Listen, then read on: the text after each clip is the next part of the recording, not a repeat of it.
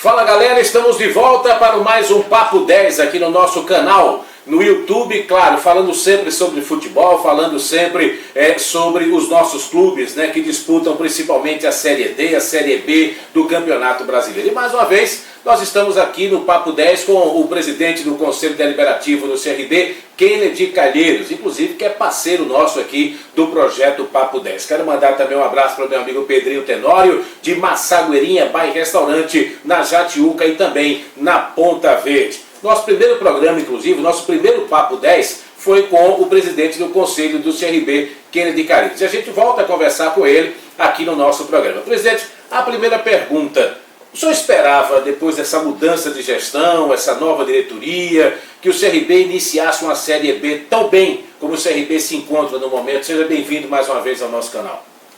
Bom, obrigado pelo convite, Oswaldo, novamente. Isso é muito bom esperar. Olhe bem, desde janeiro, quando foi deflagrado, desde dezembro, quando foi deflagrado o processo sucessório e que teria que ser feito o processo eleitoral, que teria que se culminar com a sucessão do presidente Marco Barbosa, que vale frisar novamente, fez um grande trabalho durante os seus 10 anos de gestão. Uma das coisas que eu vim, e na época eu indiquei o Mário Marroquim e o Enaldo Marques, foi indicação pessoal minha, para que eles começassem a cuidar e a ver números com o presidente Marco Barbosa. Inclusive já tratando, principalmente depois do dia 31 de janeiro, né, porque houve nós tivemos que fazer uma prorrogação do mandato do presidente Marcos, de 90 dias, 31 de janeiro, 28 de fevereiro, mais 31 de março, quando se deu realmente o encerramento e não poderia mais ser prorrogada por aquela data, eu mandei manter os contatos necessários. O presidente Marco, nisso, grande regatiano como foi feita essa transição de jogadores, de contratações, de contatos, isso dentro da normalidade. Lógico que sempre existe algumas coisas, mas essa providência feita por minha época, em vez de só ter deflagrado o processo sucessório e eleitoral, eu tive o juízo, e o CRB, como tem sempre muitas pessoas com juízo, de fazer essa transição, certo, mesmo antes da eleição.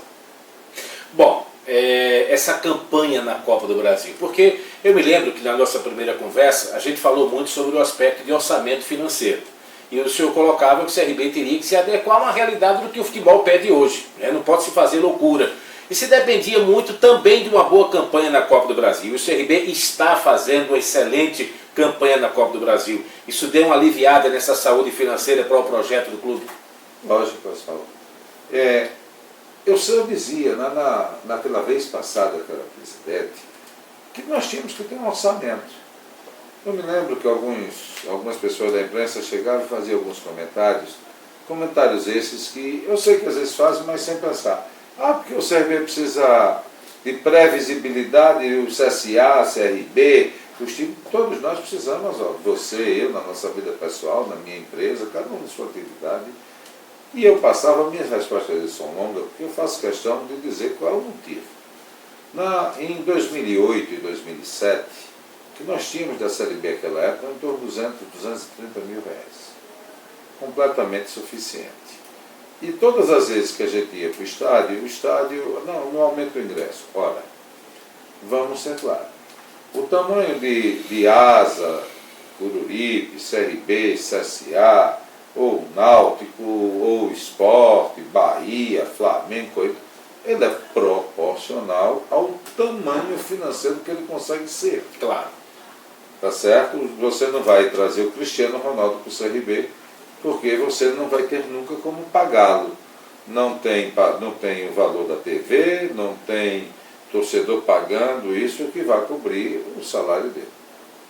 Então, para a gente ter uma ideia, a gente sofria dentro desses orçamentos. E a torcida regatiana, e a torcida de todos os clubes precisam ter o seguinte: a coisa mais cara, torcedor regatiano, e torcedor de qualquer time de futebol, clube que vocês é você desmontar um time durante a competição. Você tem que acertar. Se o time começar um pouco errado, é preferível você só lutar para não cair. Subir você não vai mais. Lutar para não cair você tem que fazer sempre. Porque desmontar um time e montar um outro você gasta 3 vezes. E segundo, quando esse orçamento explode, aí você leva o que aconteceu com o CRB.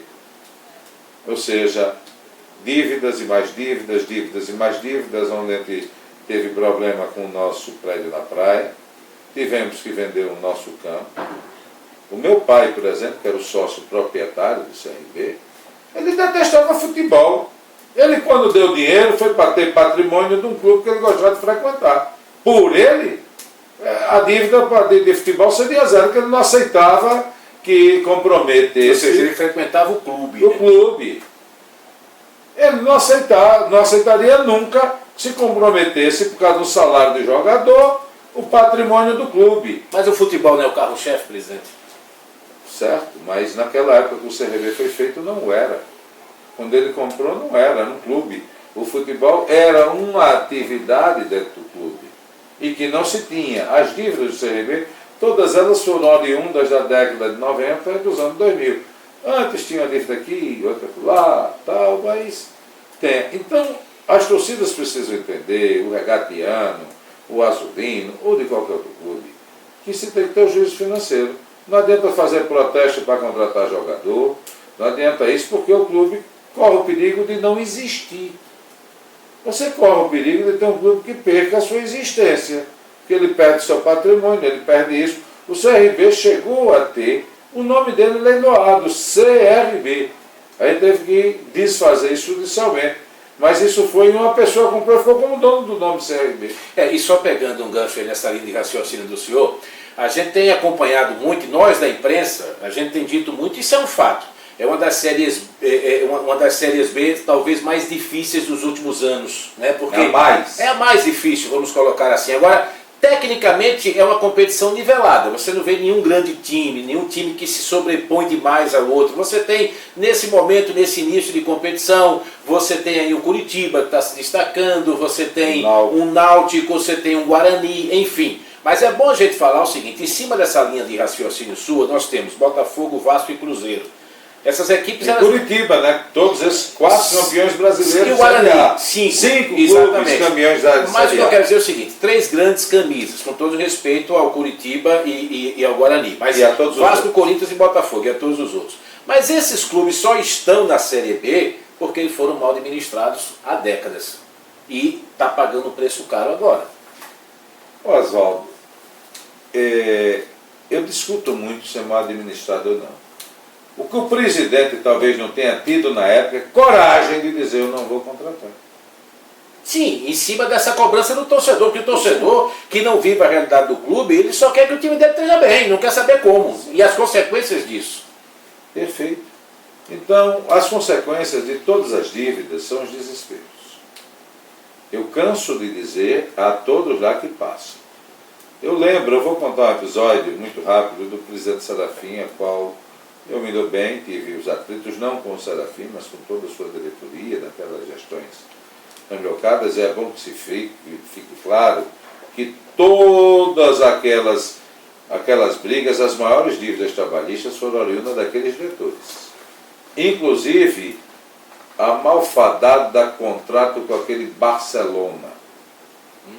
Ainda tem essa, que no outro dia teve na justiça de novo, que o tal do Trajano ainda aciona diversas vezes, se revê na justiça. Você lembra que eu entrei, denunciei esse contrato, sim. Que não teve apreciação do presidente do conselho da época, tudo, e tinha feito um ata. Então, olhe bem, essas dívidas todas são ressadas. De outros clubes também. E o presidente Serafim, uma vez eu estou entrando lá, aquele Jefferson que foi o nosso goleiro, certo. E depois foi goleiro do CSA. Sim. Ele estava assinando o contrato e tinha uma dívida, se não falar agora, 2 ou 3 milhões. Ele disse, presidente Serafim, o senhor está disposto a se romper esse contrato, pagar do seu bolso essa multa? O CRB não vai pagar essa multa. Eu recomendo que o senhor não assine esse contrato. E o Jefferson assinou esse contrato com o CSA. E parece que está sendo discutida essa multa lá com o CSA. Parece, eu não tenho certeza. Tá? É bom que fique claro que tem isso. Eu não podia, como presidente do clube, fazer assinar. Torcedor, e regateando. Eu tenho uma praxe, eu sou homem de negócios, tenho 6 empresas, eu tenho uma praxe. Todo contrato que chega para mim, eu antes de ler qualquer coisa, eu leio a última cláusula. Como é que eu saio desse contrato? Se eu aguento sair dele, eu vou ler. Se eu não aguento sair dele, eu não vou perder tempo lendo um contrato que, se eu achar que não é bom para mim, eu não vou conseguir sair dele, eu vou virar um escravo do contrato. Tá certo?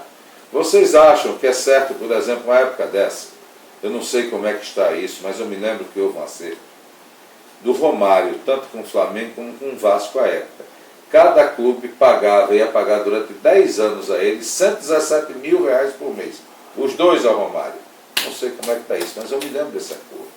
Me lembro de acordo daquele goleiro Veludo com o Atlético Mineiro.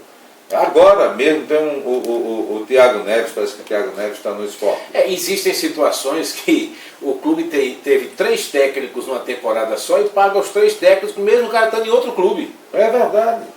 Esse Thiago Neves, ele saiu do Cruzeiro, aí manteve contato com o Atlético Mineiro, uns 2 anos, 1 ano e meio atrás, quando o Cruzeiro caiu. E depois não viabilizou o contrato. Não andou nada. Existe uma briga na justiça de 23 milhões de reais do Thiago Neves contra o Atlético Mineiro. Esse negócio, uma vez, o Oswaldo de Oliveira, ele estava uma vez tomando um cafezinho no shopping Pacaembu, e eu também comecei a conversar com ele. Ele disse: eu estou sem trabalho e recebo do Atlético Paranaense, do Flamengo, do São Paulo e parece que era do Cruzeiro. E estava sem trabalhar. A gente aguenta isso até quando? Então não adianta se dar pressão. Por exemplo, houve agora essa medida da CBF de dizer que depois de começar o Campeonato Brasileiro, você só bota 2 técnicos. Isso é bom. Eu acho que deve limitar jogador também, Oswaldo. Deve ser mais de certa curto. forma já há um limite no número de inscrições, né, com relação aos jogadores. E técnicos, a CBF está começando a inovar essa situação. Eu vou deixar uma pergunta aqui para o presidente Queira de Calheiros, porque sobre a situação atual do CRB. O CRB inicia uma Série B muito boa, o time inclusive está aí no G4 da competição. Claro que ao término da rodada poderá não ficar no G4, mas o CRB está ali no bolo brigando pelas primeiras colocações. E aí nas redes sociais a gente já começa a acompanhar o seguinte: um certo temor, uma preocupação por parte do torcedor do CRB, porque chama a atenção a campanha. Será que o CRB corre o risco de passar por um processo de desmanche? Vou querer saber daqui a pouquinho do presidente Queira de Calheiros, porque agora eu tenho aquele recado para você. Você que gosta de levar a sua família para passear, para tomar aquela cerveja gelada, aquele refrigerante, aquele almoço com cardápio diferenciado, você vai direto lá do Massagueirinha Bar e Restaurante do nosso amigo Pedrinho Tenório. Aliás, o presidente Queira de Tenório, ele frequenta lá o Massagueirinha, com certeza, um cardápio diferenciado, tá certo? Ambiente extremamente familiar, tanto na Ponta Verde como também na Jatiuca. E também, claro, para você que quer reformar, quer construir, você que tem aí, que vai planejar os seus móveis para o seu apartamento, para a sua casa, não fique pensando, lugar certo, direto para você ir. Madeiras do Brasil, que fica aqui no bairro de Jaraguá, próximo à Praça Arraial. Madeiras do Brasil. Presidente, aí o torcedor do CRB, o senhor tem conversado com o presidente Mário Marroquim, com o Enaldo, com a direção executiva. Vocês têm essa preocupação por essa campanha que o time faz, do CRB de repente passar por um processo de desmanche, presidente? Tenho medo. Mas o tamanho da multa, a minha recomendação, ainda não sei, eu sei que o Yuri já foi embora, né? Que você estava falando exatamente é o caso do Yuri, mas a minha recomendação à torcida regateana é que fique o seguinte: o tamanho da multa tem que caber na capacidade do CRB poder pagar. Se o Yuri não der certo, nós temos a multa para pagar. Se o Yuri der certo, nós não precisamos pagar e vamos estar felizes. Deve ter uma multa pequena, que também a multa serve para os 2 lados. O que a torcida precisa entender é que a multa serve para os 2 lados. Aí muitas vezes fala: porque um garoto vocês não fizeram o contrato. E uma vez eu estive lá no Cruzeiro, quando o Cruzeiro ainda era administrado pelo Maluf. Na época o Cruzeiro bem, disputando, tal, as coisas, eu estive lá. O Cruzeiro nessa época, ele tinha um time que jogava na Europa, você sabia disso, Oswaldo? Não, confesso que não. Ele tinha um time sub-23, que ele disputar torneio na Europa. Praticamente ele só troca jogadores, mas ele tem uma atividade praticamente anual lá. Tá certo? Perene. só para tentar vender esses jogadores. E uma vez eu conversando lá com o Perrella, o Zezé Perrella e o Alvemar, e ele disse, olha, aqui na Toca da Raposa, durante os últimos 12 meses, a gente não conseguiu vingar nenhum jogador. 500 jogadores tinham passado por lá. Deles terem comprado jogadores, às vezes, do CRB, ou do Náutico, ou do Ibis, ou do Céu, tem de buscar e não passar no crivo. Se ele faz um contrato com esses 500 jogadores, ou 100 jogadores, aí você cria uma multa nele, você tem que cumprir o contrato. Aí o jogador não dá para nada e você vai ter que pagar aquele contrato ou pagar a multa. Então, o risco é aquilo que ele fala. O risco, o pau que bate em Chico, bate em Francisco. Eu prefiro ter nossas finanças mais saudáveis. Eu sei quanto sofri como presidente e hoje vários torcedores sabem que eu não tive nada a ver com todo aquele período. E eu sempre recomendei isso para que o pau que bate em Chico, bate em Francisco. Ao presidente Mário e a todos os presidentes que passaram no CRB. Se a multa o CRB não conseguir pagar, não assina esse contrato. Porque um dia, quem vai perder é o CRB. Dá para sonhar com a Série A, presidente? Ou está muito cedo? Oswaldo, você bem falou da Série B. Olhe bem, nós temos um campeonato atípico esse ano. Nós temos clubes na Série B que estão todos nivelados, até os que estão embaixo vão subir, os que estão para aí, lógico que aqueles que têm alguma estrutura diferenciada vão remodelar alguns clubes, aí vão pegar, vão se reforçar, e às vezes treinam um jogador nosso, treinam um jogador de Série A, isso tudo vai modificar. Ora, nós estamos com pontuação, nós estamos com 17 pontos em 10 jogos. 17 pontos em 10 jogos, 17 dividido por 10 jogos vezes 38 jogos, nós estamos com média de 64,6%. Esse começo é campanha de acesso. Né? É campanha de acesso. Não estamos com gordura, o Náutico tem gordura, é isso. Agora, sonhar com acesso, vamos sonhar, é bom, mas o acesso, eu já disse aqui 10 vezes, CRB, CSA e os clubes aí, nós estamos numa situação de um estado teimoso numa Série B. Porque, se vocês têm um número aí que o Espírito Santo é um estado rico, não tem ninguém na Série B. Paraíba, Rio Grande do Norte, Piauí, agora que o estado do Pará voltou com um, Brasília sem nenhum, né? Brasília sem nenhum, Minas, só tem 2, um na Série A e na Série B, o terceiro estado mais rico do Brasil. O Rio de Janeiro tem 4 clubes, o segundo estado mais rico do Brasil. 3 na A, 2 na A e 2 na B. 2 na B. Olhe bem, nós precisamos ter o juízo necessário, Oswaldo, de entendermos que a Série B já é um grande presente. Agora, a Série A, você sonha com ela quando você consegue ter êxito na B. O que é que eu estou dizendo? Quando você é competente na B, você vai chegar na A. Costumo dizer o seguinte, você chegou nos 45 pontos, faltam 5, 6 rodadas, ali é o bônus da competição, é você brigar pelo acesso. Mas você tem que abrir a porta dos 45 pontos, né? Você trabalha com 45 para dizer, ano que vem nós estamos na Série B. Exatamente. Presidente, como uma pessoa desportista, um empresário, mas um cara que tem visão também sobre o futebol, comenta-se aí a possibilidade do surgimento de uma liga no futebol brasileiro, equipes da Série A e da Série B. Como é que o senhor vê essa possível criação? E isso é benéfico para o nosso futebol, ou seja, o Campeonato Brasileiro ser administrado por essa liga, por esses 40 clubes do futebol brasileiro, A e B, e a CBF cuidar muito mais das outras divisões e da própria seleção brasileira. Como é que o senhor vê o surgimento dessa liga? Oswaldo, eu já passei isso desde o Clube dos 13, em 1987, né? Aquela que disse Flamengo foi campeão, Sport foi campeão, aquilo ali tudo e tal, módulo verde, módulo amarelo. Depois, no ano 2000, Copa João Avelange. Olha, o que há é o seguinte, para a gente entender o que é a liga. Os pequenos precisam de dinheiro. E os grandes precisam de mais dinheiro ainda. Eu estava com o prefeito Rui Palmeira com uma curiosidade. Eu fui lá, como na época na presença do Sebrae, eu fui a Madrid. Eu fui à Espanha para a gente ver a economia circular na universidade, que é o estudo que é feito sobre o sururu daqui, para ver como é que a gente pode gerar mais riqueza para esse povo tão pobre ali. E eu levei minha mulher comigo e o prefeito Rui Palmeira, à época, levou a mulher dele e fomos jantar num restaurante bom, né?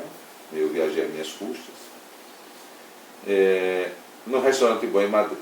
E lá, na mesa do lado, logo depois chegaram Cristiano Ronaldo, Modric e Kovacic, com suas mulheres extremamente profissionais, complementares. Ficaram eles bebendo água, as mulheres tomando vinho. E eu disse ao prefeito Rui Palmeira, isso foi em 2017 ou 2018, eu não me lembro bem.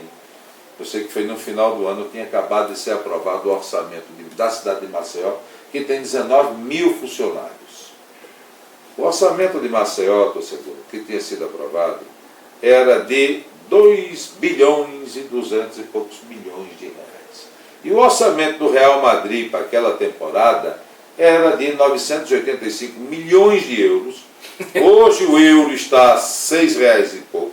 Na época era 4 e pouco, era exatamente o dobro do orçamento da Prefeitura Municipal de Maceió, que tem que cuidar de coronavírus, escola, saúde, asfalto, pista, saneamento básico.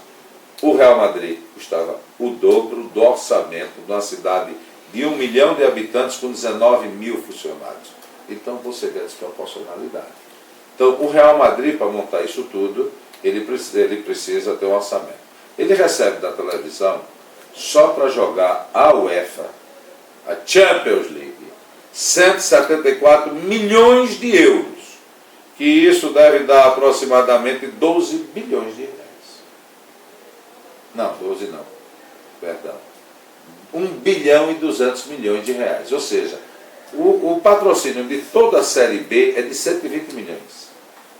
Ele só para jogar a Champions League, ele recebe 10 vezes mais do que a soma dos 20 clubes da Série B.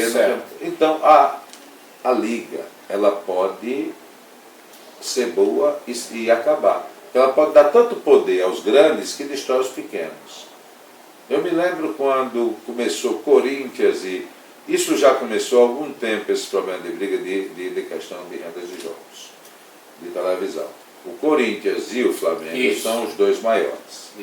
E eles começaram a brigar. O Palmeiras e o São Paulo chegou e disse, se eles querem que com eles só tem que ser muito, a gente faz o seguinte, eu acompanhei essa briga, estão uns 2 anos ou 3 anos atrás. Tem um pouquinho mais, mas é verdade. Aí o Palmeiras e o São Paulo chegou, eles querem o dobro, então vamos fazer o Campeonato Brasileiro.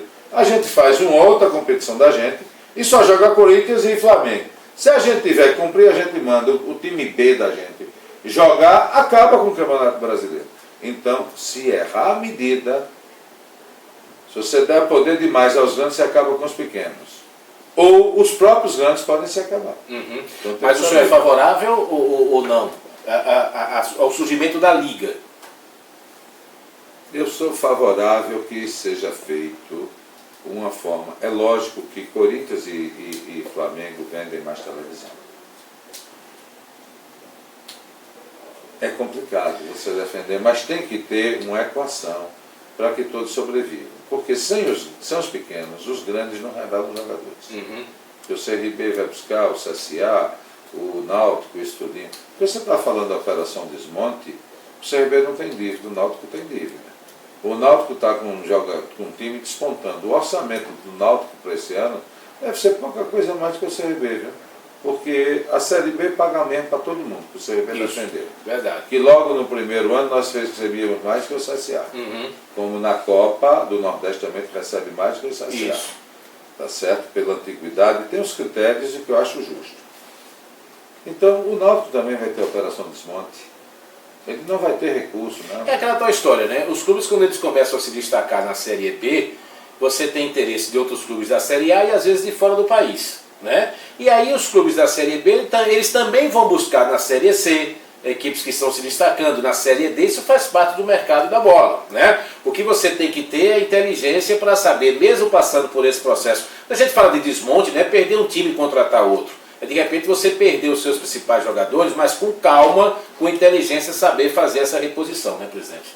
Para a gente fazer essa reposição, Oswaldo, tem que ter um orçamento. Por exemplo, uma das coisas que está faltando a todos nós, e, por exemplo, a torcida do CRB e do CSA, a torcida do CSA conseguiu, né, ter muito mais sucesso, o CSA como tá, teve mais sucesso em outra época, a gente só tem uma forma diferente, é o patrocínio, que não é grande, não é tão diferente. O que a Série B paga, que é igual para os 20 da Série B hoje, o Vasco, o Botafogo, o Cruzeiro, está tudo recebendo mensalmente, mas eles têm um patrocínio maior, por causa do que está usando a camisa dele, prefere, é lógico, pagar, porque tem mais torcedores, tem mais visão, né? O Corinthians, na época, quando botou a Pepsi, ele fez, a Pepsi fez uma conta, que ela vendia poucas Pepsi. Então, quando ela fez a opção de que o Corinthians fizesse o nome Pepsi, é que se metade da torcida do Corinthians só tomasse Pepsi, ela já cresceria, mesmo que os do Palmeiras, São Paulo, Santos deixassem de tomar. Então, isso é feito um peso. E uma das coisas, essa é a questão do patrocínio. E vem uma outra, que é a renda de campo, que nós não estamos tendo. A torcida tem que ir lá e tem que pagar um ingresso que seja viável. Não adianta, nós vivemos num estado pobre, aí não pode cobrar o ingresso compatível. Então temos que ter um time pobre. Ou compatível. Ou compatível, né? Com os recursos que nós temos para pagar. Presidente, mais uma vez, obrigado. Obrigado, Oswaldo. Espero que CRB e CSA, não, porque tem que torcer também pelo Estado, lógico que eu torço pelo CRB, nós venhamos a ter o êxito necessário de fazer uma competição onde nós saímos do campo felizes. Eu tenho uma frase que eu vou dizer aqui, Cacá. Certo. A coisa mais importante da vida é a alegria. Então, quando ele sai de um campo vitorioso, ele sai alegre. Valeu, conversamos mais uma vez, batemos mais uma vez esse Papo 10 com o presidente do Conselho Deliberativo do CRB, Kennedy Carilhos. Eu quero mais uma vez agradecer aos nossos parceiros, a Madeiras do Brasil e Bar e Restaurante Massagueirinha, que fica tanto na Ponta Verde como também na Jatiuca. Estaremos de volta na próxima semana com mais um Papo 10, com mais um grande convidado aqui no nosso canal. Um grande abraço, tchau galera!